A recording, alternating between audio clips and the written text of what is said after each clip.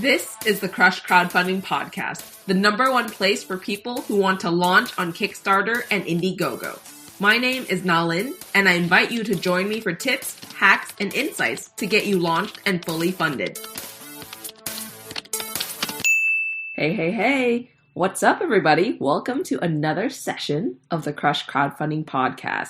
Again, I'm really excited to have you here today with me and to really talk to you about crowdfunding and how you can absolutely go out there and just crush it, no matter if your campaign is on Indiegogo or if your campaign is on Kickstarter. I'm really thankful to have you here with me today. I'm super duper excited to talk to you about what I have in store today. The topic today is about mistakes. I know. Mistakes is not really a great topic to talk about, but I, for one, think that it's completely necessary to talk about mistakes rather than just push it under the rug. So, we don't make the same mistakes again and again and again. As an entrepreneur, we see all these successful businesses, these successful entrepreneurs, these multi-million-dollar companies and brands and these global products, and we think, wow, they probably didn't make any mistakes. That's probably why they're where they are now. However, I'll let you in on a little secret. They've all made mistakes too. Heck, I'll even let you in on a little secret about my own business. I've made a ton of mistakes in my own business, really. Like, for example, instead of hiring out, I spent up to 6 hours per day creating social posts rather than asking someone who is an expert at graphics to help me out, and they ended up doing a week's worth of graphics in under an hour. Think about that. Up to 6 hours per day for myself, and it was under an hour for this expert to do it, right? So when it comes to crowdfunding, I started off not knowing how to write emails for a campaign and went through so many different iterations before it was right. I started off not even knowing what positioning of a product is, the positioning, and definitely did that wrong many times before I was able to figure it out for each product, know exactly how to test it, and figure out the best way to put it right in front of people so that they would actually back a product. Really, just mistake after mistake after mistake, even for myself, right? Like, I'm going to be completely honest. But guess what? I learned from these mistakes and now know exactly what to do and know the exact blueprint to launch.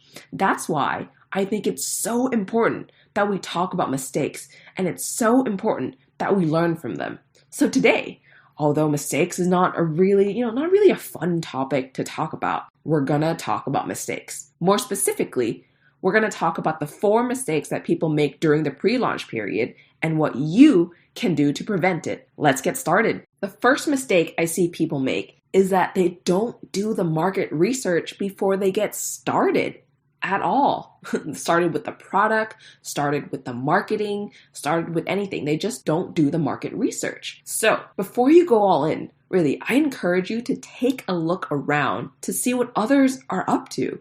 Just being aware of your industry is so crucial for every crowdfunding campaign creator. You should look at everything from the products that are currently on sites like Amazon or eBay or Rakuten or anything that's out there that people can buy online. Even in retail stores, what can they buy in retail stores that's similar to your product, right? Look on crowdfunding, look on Kickstarter, look on Indiegogo. Use your keywords to type in to these online sites to check out what is already there, right? Because that is the type of market research you need to do. Here, a lot of people will come back to me and say, Nalin, my product is completely new and there's literally nothing else that compares. Literally. But, I hate to break it to you, but kind of everything that's already been invented or everything that's already out there, but I hate to break it to you, but your project is probably just a newer iteration of something that already exists, or definitely similar enough to something else on the market, right? So there's probably something else out there that someone can take their money and spend it there instead of your product. Really, awareness on this point alone is so important because someone who has that money to spend on your product could choose to take their money and spend it on something else that is similar. And if you don't know what is out there that's similar, if you don't know what's out there that other people can potentially spend their money on, you're already 3 steps behind. For example, right? If you're thinking of creating a new phone case, right? There's a million other phone cases out there. Like you might say that, oh, my phone case is literally the best thing in the world. It has XYZ features. It has ABC benefits. But you have to know what the other phone cases are offering in order to make sure that you are able to present your features, your benefits, your value, your solution in the best way so that people actually come to you instead of going to competitors. So before you go all in for your product, before you go all in on your marketing, before you go all in at all with crowdfunding, I urge you to do the research on those similar campaigns and those similar products. Look at the campaigns that did well. Look at campaigns that had the most backers. Look at campaigns that had the most funding. What are they all doing? What can you learn from those campaigns? Like what kind of colors are they using? What kind of angles for the product images are they using? What kind of lifestyle images are they using? Or are they using a certain gradient to kind of overlay on the images? What is it that they're doing that you can learn from? Also, what can you learn from those campaigns that didn't do well, right? There's probably products out there in online stores, in crowdfunding that just totally flopped, right? What did they do wrong that you will sidestep?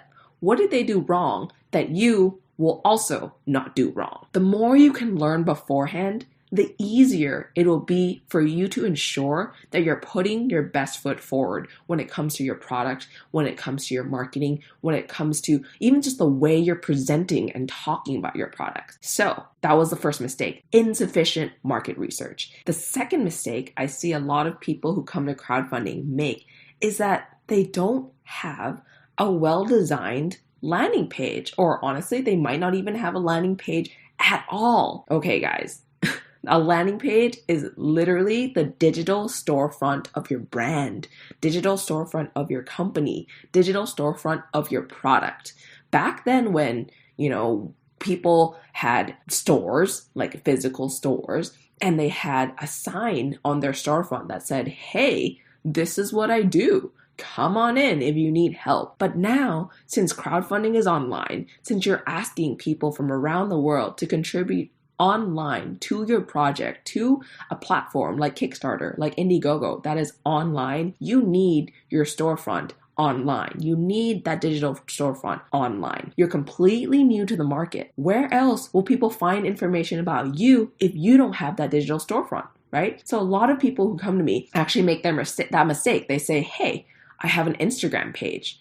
Or, hey, I have a Facebook page. That's enough, right? That's enough to just show people exactly what to do and what my product is, what my brand is, right? Well, guys, that is actually a mistake. You need to have a landing page because not only is a landing page a digital storefront for your product, your brand, and you as an entrepreneur and your company, it's also the one place that people can go to during your pre-launch campaign so that you can collect their information, collect their email, collect their intent to buy, collect their intent to pre-order so that you can build up an audience and direct them to your crowdfunding campaign when you launch. That's why a landing page is so incredibly important. And some people still come to me and say, hey, I don't have a landing page. And that's okay, right? Or like, hey, I'm not going to make a landing page. And guys, I hate to break it to you, you have to have a landing page. So with that in mind, there's no way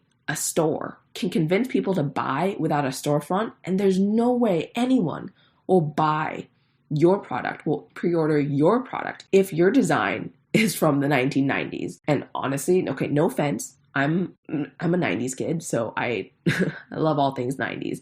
But if your design is from the 90s, if your design is not modern, if your design is not mobile friendly or mobile optimized or easy to navigate or has all the really modern sleek features of the times, people are probably not going to trust you. People aren't going to instill that credibility and trust into you to give you their email address, to give you their contact information, to even want to give you their credit card information to back your project, to back your product. So 2 things. You have to have a digital storefront, aka the landing page, and you have to make sure that it's well designed, because design is one of the main factors for creating trust between you and the person on the other side of the computer, on the other side of the screen, on the other side of the internet. The third mistake that I see people making in the pre-launch phase of their campaign is that they forget about friends and family. So this is actually a topic that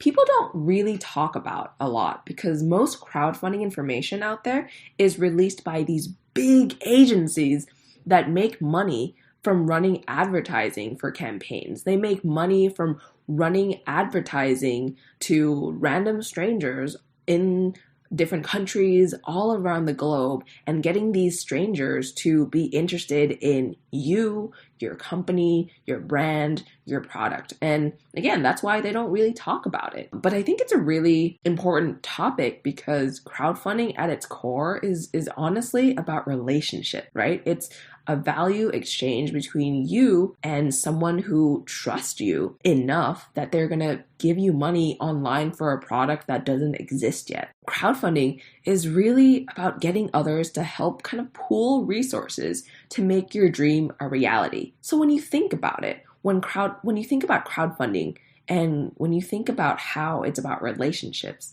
the closest relationships you have are actually those with your friends and family. So the number 3 mistake that I see a lot of people do is that they just completely forget about friends and family, and they think that, wow, with crowdfunding, I always have to go out to these random strangers in Facebook groups. I have to go out to these random strangers in forums. I have to go to these random strangers in meetups or through advertising to get people to come into my campaign and actually back the project. Really, guys, a lot of crowdfunding, especially on that first day, is really about leveraging your own personal networks, your friends and families and acquaintances, and the person you haven't talked to since the last day of high school. It's really about leveraging those relationships and having them come and contribute to your campaign on that first day, so that the algorithms behind Kickstarter, so that the algorithms behind Indiegogo can help push your campaign organically to millions of other people who organically come to these websites already, come to these platforms already. When you're getting ready for your crowdfunding campaign, when you're in your pre-launch period, I urge you to not forget about your friends and family. They will support you. You just have to ask. There's probably someone in your friends list right now, in the 3,000 people in your Facebook friends list that you haven't talked to in a long time, that probably wants exactly what you're creating right now.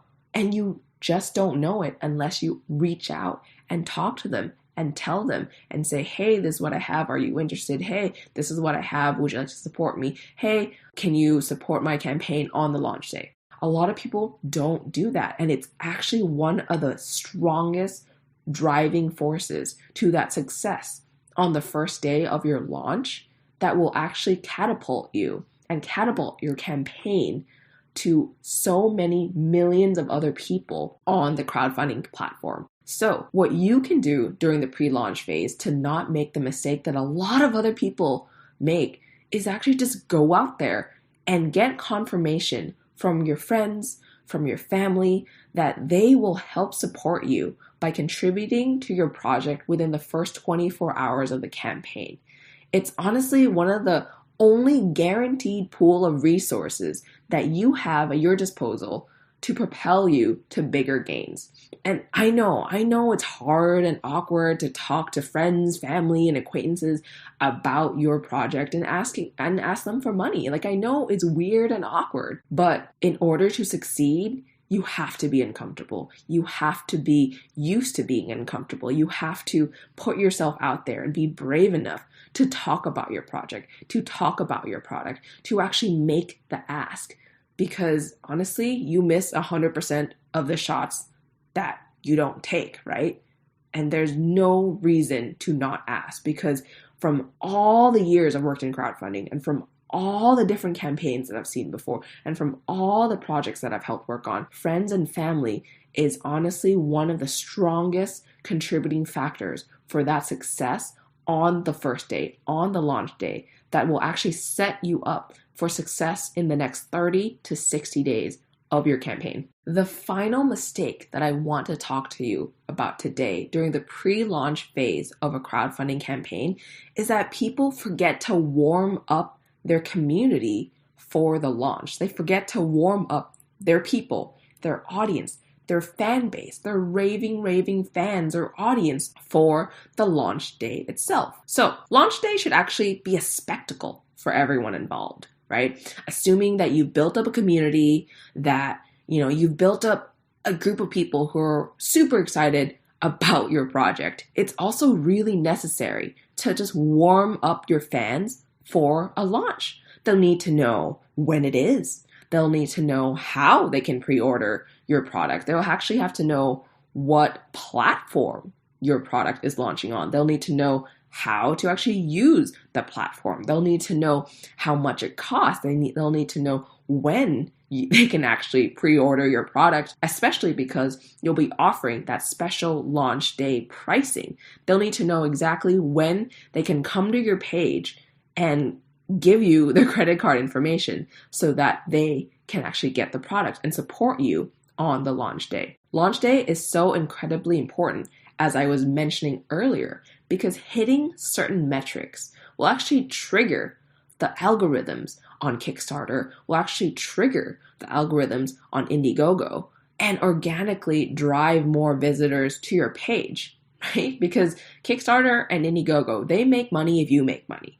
They take 5% of everything that you raise on their platform. So if they see that you have tons of people rushing to your campaign on the launch day, they see tons of people backing your campaign on the launch day, they see you hitting 100% raise on that first few hours, they're going to be way more likely to promote your campaign in front of millions of other people, because the more funds you raise, the more revenue that they get too.